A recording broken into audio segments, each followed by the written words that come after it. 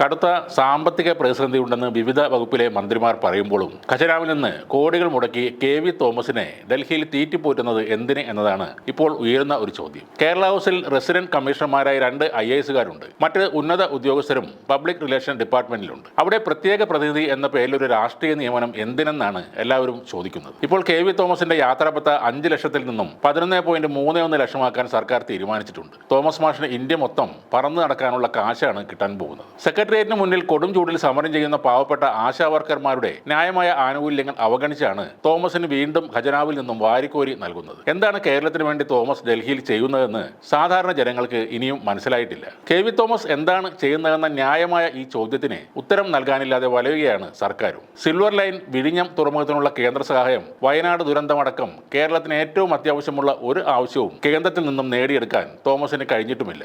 വയനാട്ടിലെ ഉരുൾപൊട്ടൽ ദുരന്തം പ്രധാനമന്ത്രി നേരിട്ടെത്തി കണ്ട് ബോധ്യപ്പെട്ടതാണെങ്കിലും കേരളം ആവശ്യപ്പെട്ട 2000 കോടിയുടെ പാക്കേജ് അനുവദിപ്പിക്കാൻ തോമസിനും കഴിഞ്ഞില്ല. കഴിഞ്ഞ കേന്ദ്ര ബജറ്റിൽ കേരളത്തിന്റെ പേര് പോലും പറഞ്ഞില്ല. ഒരു പദ്ധതിക്കും പണം അനുവദിച്ചിട്ടുമില്ല. ചുമതലയേറ്റ് 2 വർഷങ്ങളായിട്ടും കേരളത്തിന് ഒരു ഗുണവും ഉണ്ടാക്കാൻ തോമസിന് കഴിഞ്ഞില്ല എന്നതൊരു നഗ്ന സത്യമാണ്. ആകെ നടക്കുന്നത് കേരളത്തിൽ നിന്ന് ഡൽഹിയിലേക്കും തിരിച്ചുമുള്ള വിമാനയാത്രയും ഇന്ത്യ ടൂറുമാണ്. കെ.വി. തോമസിന്റെ വാർഷിക യാത്രാ ബത്തക്കായി 2025-26 ബജറ്റിൽ വകയിരുത്തിയ 5 ലക്ഷം രൂപയാണ് ഇപ്പോൾ 11.31 ലക്ഷമാക്കി കൂട്ടിയത്. തോമസിന് 1 ലക്ഷം രൂപ ഓണറേറിയം നൽകുന്നതിന് പുറമെയാണ് ഇത്രയും തുക യാത്രപ്പടിയായി നൽകുന്നത്. 2023 ജനുവരിയിലാണ് ക്യാബിനറ്റ് റാങ്കിൽ തോമസിനെ നിയമിച്ചത്. യാത്രാപത്ത് അടക്കം 2024 വരെ തോമസിന് നൽകിയത് 57.41 ലക്ഷം രൂപയാണ്. ഡൽഹിയിൽ ക്യാബിനറ്റ് റാങ്കോടെ വിലസുന്ന കെ.വി. തോമസ് ശമ്പളം വേണ്ടെന്ന് വെച്ച് ഓണറേറിയം മതിയെന്ന് പറഞ്ഞ് കയ്യടി നേടാനും ശ്രമിച്ചിരുന്നു. എന്നാൽ പിന്നീടാണ് ഈ വാഗ്ദാനത്തിന് പിന്നിലെ സംഗതി പുറത്തായത്. കെ.വി. തോമസിന് ഓണറേറിയമായി പ്രതിമാസം നൽകുന്നത് 1 ലക്ഷം രൂപയാണ്. ഇതുകൂടാതെ ടെലിഫോൺ ചാർജ്, വാഹനം, യാത്രാപത്ത എന്നീ ആനുകൂല്യങ്ങളും അനുവദിച്ചിട്ടുണ്ട്.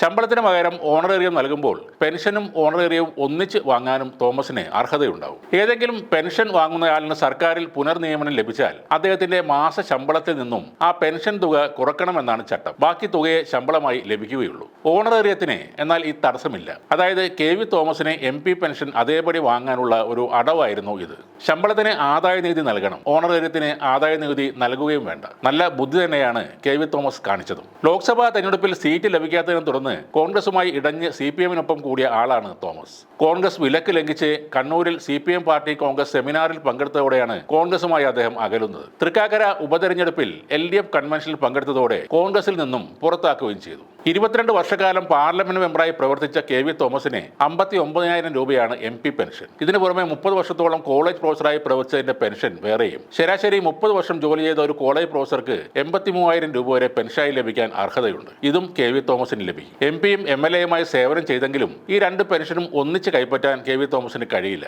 MP പെൻഷനായ 59,000-വും പ്രൊഫസർ പെൻഷൻ 83,000-വും പുതുതായി സംസ്ഥാന സർക്കാർ പ്രഖ്യാപിച്ച നികുതി ബാധകമല്ലാത്ത 1 ലക്ഷം രൂപയുടെ ഓണറേറിയവും കൂടിയാകുമ്പോൾ 2,42,000 രൂപയാണ് പ്രതിമാസം കെ.വി. തോമസിന്റെ കയ്യിലെത്തുന്നത്.